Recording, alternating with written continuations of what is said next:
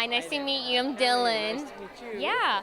How are you doing? How are you finding SCAD so far in Savannah? Oh, I have been thrilled and very pleased with the turnout and with the enthusiasm. Great people here. You have great people coming in to talk about their films. No, it's exciting. You're just going to do nothing but build. No, I actually just came from the screening that was just shown. Pose a little bit. You get the emotion. You may not get such a good shot. No, thanks. I'm sorry, what? I'll make sure to pick the best of you. All right. Alrighty. No, I appreciate you doing that. Just came from the screening. Wonderful movie still, as it is ever.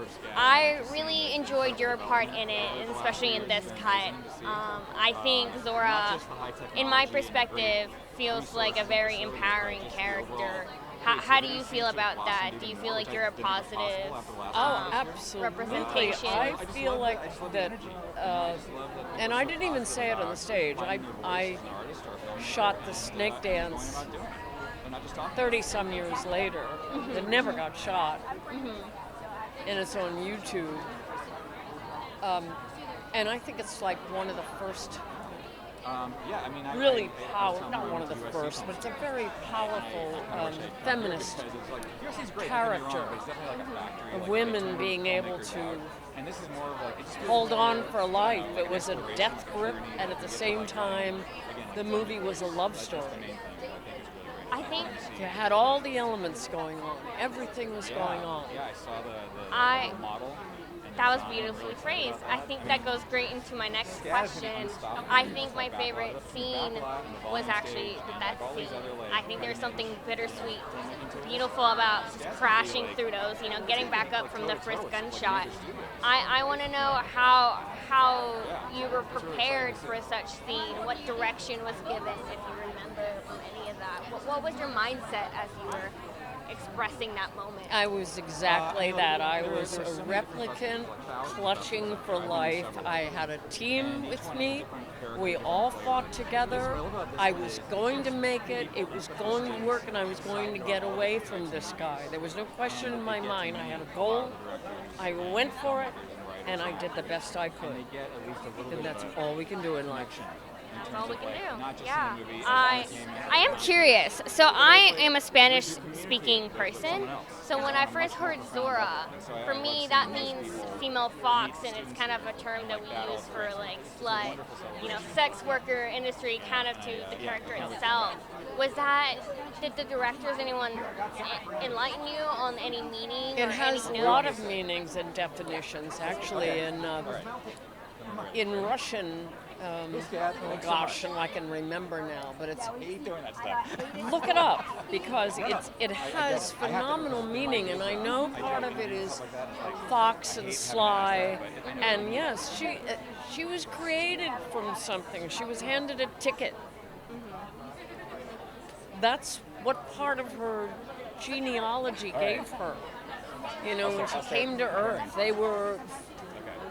who knew? She could have found another 10 years, 20 years, and changed what she did for a living. Whatever. But she was just on a roll. She was going to do what worked at the time. She had a body, she had a form, and she had enormous strength and talent in that direction. Doesn't mean anything but her own personal talent and creativity. So let me ask you this final question, from your own perspective, from Zora's perspective, from being in that Blade Runner perspective.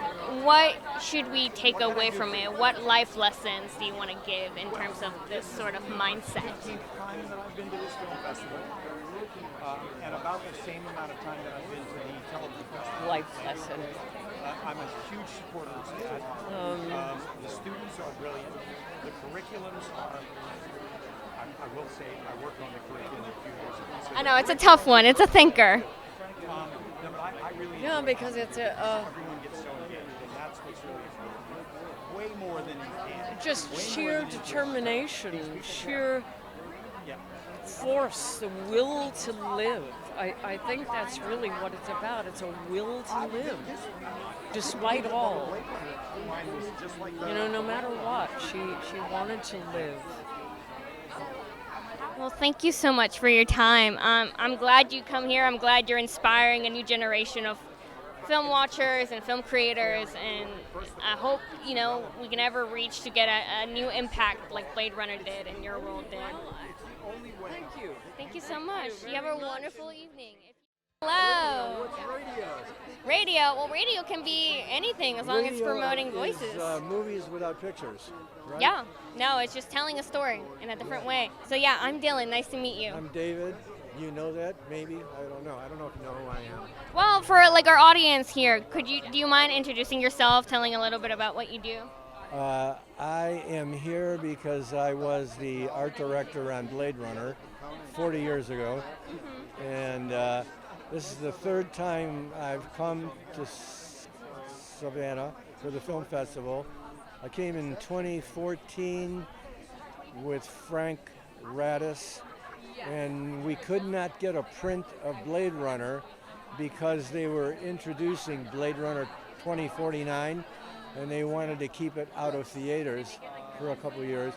And then the second time I came, I designed and produced a film in China and New Zealand with Willow Shields, and I don't know if you know who she is. She's Jennifer Lawrence's baby sister in all the Hunger Games movies.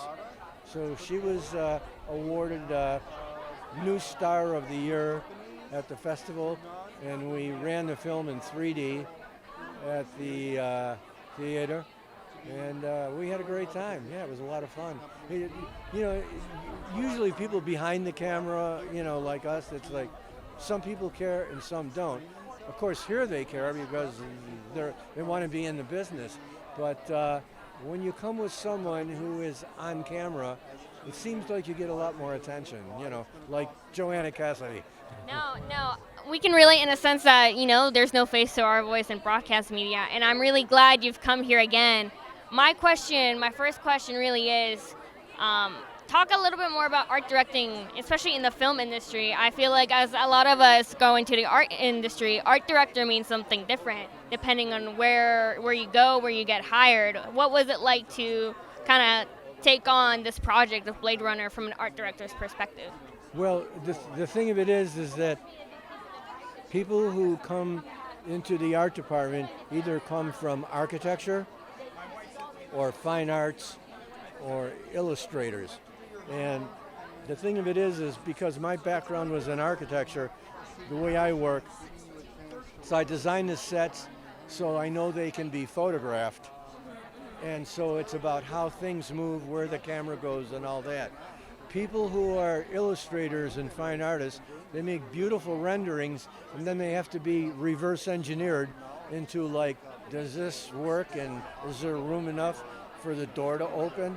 So there's two ways to do it, but now, because we all work on the internet, the ideas can be exchanged back and forth. In the days of Blade Runner, if something was rejected, you had to erase and draw over again and draw over again.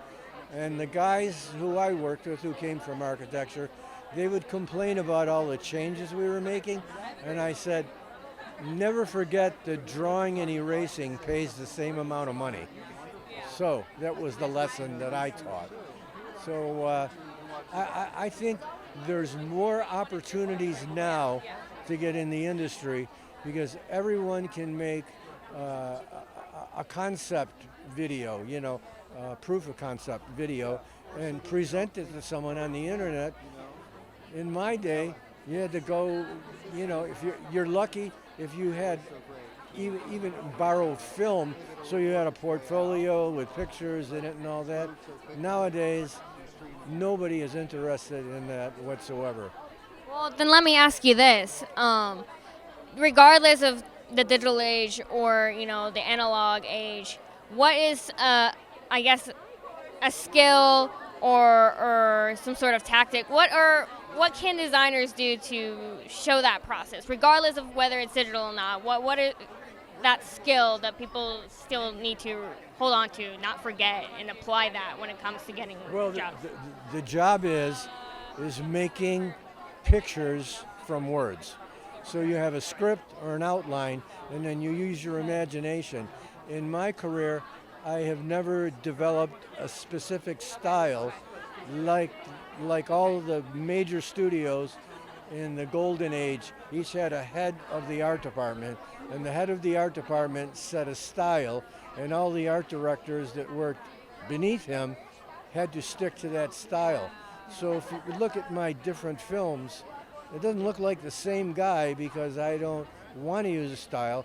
I want to make those words into beautiful pictures, or bad-looking pictures, depending on what's called for. No, beautifully put. We got to wrap it up, but thank you so much for talking with us. I'm going to go. Thank you very much. Yeah, you have a wonderful evening.